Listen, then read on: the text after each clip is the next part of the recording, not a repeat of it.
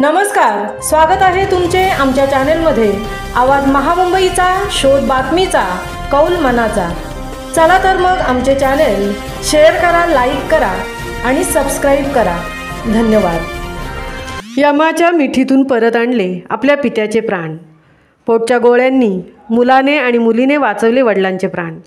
दिनांक 14/5/2025 या दिवशी सकाळी 7 वाजता वडील माजी सरपंच श्री रामचंद्र भरत पाटील राहणार मोठे भोम हे दुकानामध्ये साखर आणण्यासाठी गेले असता ते घरात येऊन चहा प्यायल्यानंतर त्यांना घाम येऊन अस्वस्थ वाटू लागले। ते जमिनीवर पडले।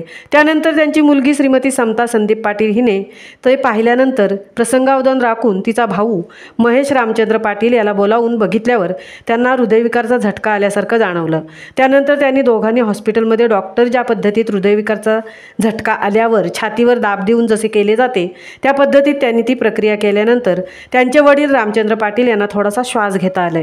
त्यानंतर त्यांनी लगेच पनवेल येथील गुणे हॉस्पिटलमध्ये त्यांना नेण्यात आले आणि त्यांचे वडील रामचंद्र भरत पाटील यांचे प्राण वाचवण्यात त्यांची मुलगी सपना पाटील व मुलगा महेश पाटील यांना यश आले।